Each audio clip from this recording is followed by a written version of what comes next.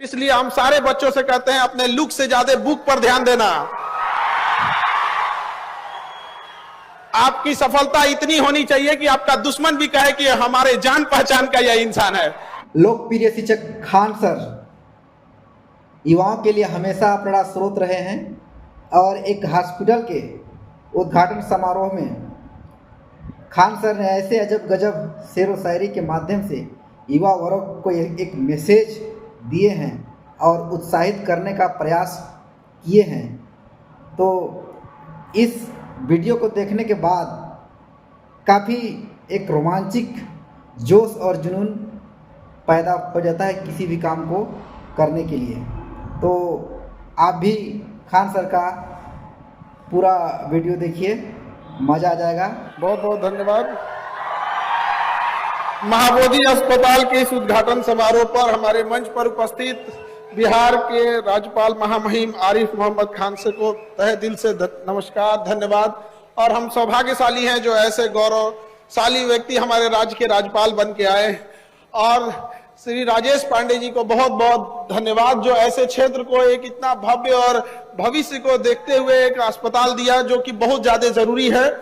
और हमारे चिकित्सा के क्षेत्र में श्री डॉक्टर सदानंद प्रसाद जी, आपका भी बहुत तहे दिल से धन्यवाद, नमस्कार। आप लोगों के मेडिकल क्षेत्र में किए गए योगदानों को हम लोग कभी बार चर्चा करते तो आज सौभाग्य मिला जो आपसे हम लोग एक साथ मंच पर हैं।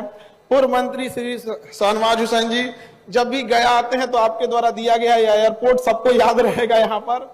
और इस अस्पताल के नींव में लगाने में सारे शिक्षक, पैरामेडिकल स्टाफ और यहाँ सारे स्टूडेंट, आप सब लोगों को मेरा नमस्कार। देखिए, यहाँ किसी भी देश का भविष्य जो होते हैं वो बच्चे होते हैं। किसी भी अस्पताल हो या कहीं पे भी हो, वो बच्चे जो होते हैं देश का भविष्य होते हैं। हम सबको जहां जाना था वहां चले गए, लेकिन आप एक कोरा कागज हैं, आप जाने न जाने कितने आगे जाएंगे। यह महात्मा बुद्ध की धरती है, ज्ञान की धरती है। इस मगध की धरती से जब चंद्रगुप्त मौर्य एक साधारण बच्चा था तो किसी को नहीं पता था कि मगध साम्राज्य एक अखंड भारत का और निर्माता बन जाएगा। तो आप लोगों से बैठे न जाने कितने लोग भविष्य में जाके क्या बनेंगे ये किसी को नहीं पता है। इसलिए हम सारे बच्चों से कहते हैं अपने लुक से ज्यादा बुक पर ध्यान देना। आपकी सफलता इतनी होनी चाहिए कि आपका दुश्मन भी कहे कि हमारे जान पहचान का यह इंसान है।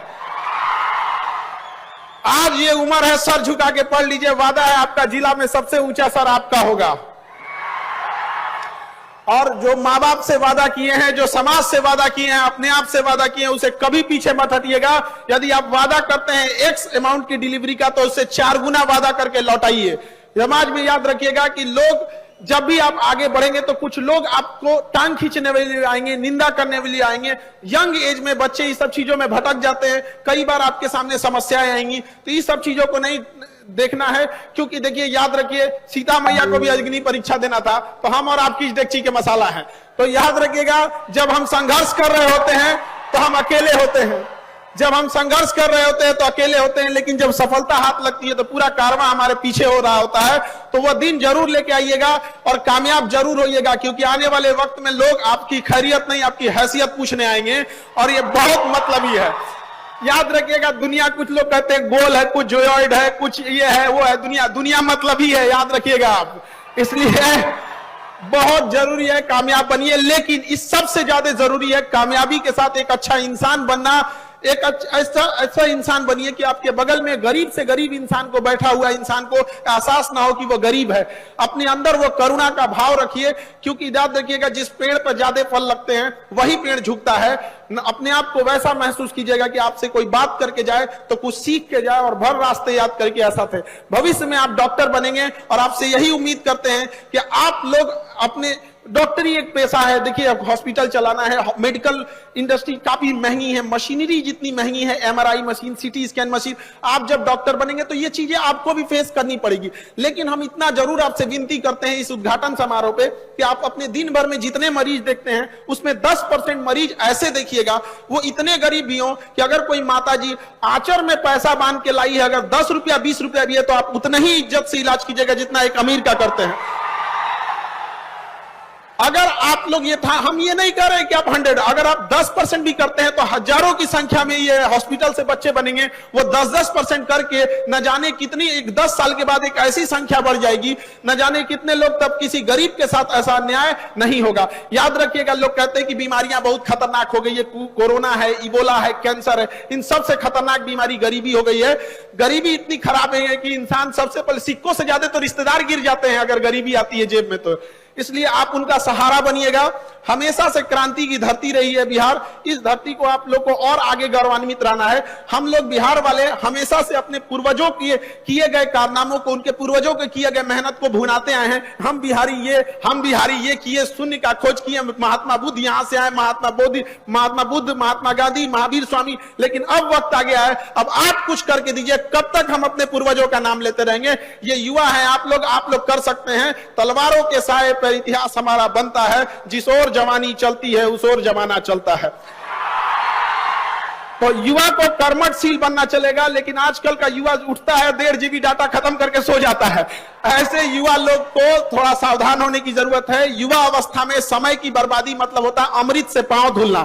यह बहुत मूल्यवान समय है और आप सौभाग्यशाली हैं जो आपके माँ बाप और माहौल ऐसा मिला है कि आपको इतने अच्छे शिक्षण संस्थानों में पढ़ने का मौका मिला है। इतने योग्य शिक्षक लोग हैं आपके मेडिकल कॉलेज में, पैरा मेडिकल स्टाफ है जो आपको पढ़ा रहे हैं। आप अपने गली मोहल्ले में देखिएगा, ऐसे बहुत सारे लोग मिलेंगे जो पैसे के अभाव में स्कूल ना जा सके।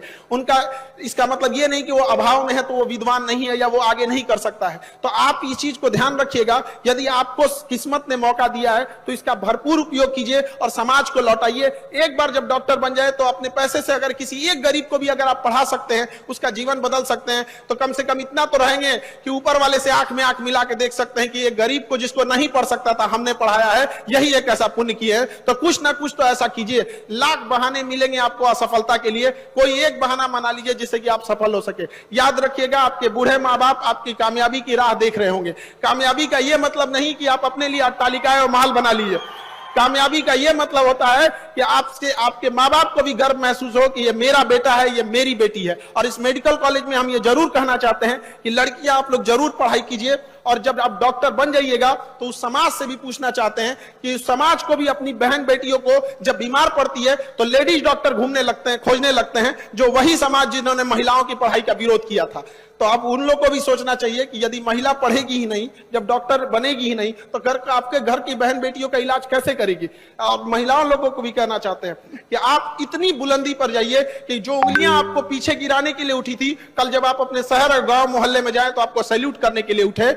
और यही उनका साइलेंट तरीके से जवाब देना होता है। लड़ भिड़ कर किसी से जवाब नहीं दिया जा सकता है। शालीनता रखिएगा अपने अंदर, अहंकार कभी नहीं लाइएगा। अहंकार वह वृक्ष है जिसकी शुरुआत गुस्से से होती है। तो अपने गुस्से को कंट्रोल करिएगा, क्योंकि गुस्सा में जब लोहा लाल हो जाता है तो ही लोहारू से हथौड़ी से मार के टेढ़ा कर देता है। जब गुस्से से लाल लोहा कमजोर पड़ जाता है तो हम इंसान क्या चीज होते हैं। और यही गुस्सा आगे जाके अहंकार देता है, और अहंकार बहुत खराब चीज है। अहंकार में इंसान को इंसान नहीं दिखता। खुद के छत पे चढ़ जाओ तो अपना मकान नहीं दिखता। इसलिए कभी भी घमंड नहीं कीजिएगा। छत को बहुत गुरूर था छत होने का, एक मंजिल और बनी और छत फर्श हो गया। इसलिए हमसे नायाब लोग यहाँ आए और चले गए, रह गई तो उनकी यादें, उनके दिए गए शिक्षा और संस्कार। तो हम यही उम्मीद करेंगे कि आप भी जब जहां से भी आए हैं अपने गांव से, जब आप स्टूडेंट लाइफ में थे तो जब यहाँ से जाएं तो यहाँ के शिक्षक, यहाँ का पूरा हॉस्पिटल, ये कॉलेज याद करें कि इतने बेहतरीन स्टूडेंट और इतने डिसिप्लिन वाले थे। जब आप डॉक्टर बन के जाएं तो इलाज करने के बाद मरीज ऐसा फील करे कि वो डॉक्टर नहीं, उसे अपना अभिभावक, एक माँ बाप की तरह एक सेवा करने के लिए मिला था। जब आप जिस गांव आप सफल हो वह गांव आप पे गर्व करे। हम सब आपके मंगल भविष्य की कामना करते हैं। और हम भी अपने राज्यपाल महामहिम श्री आरिफ मोहम्मद खान सर के वाक्यों को सुनने के लिए लालयित हैं। तो इन्हीं वाक्यों के साथ हम अपनी वाणी को विराम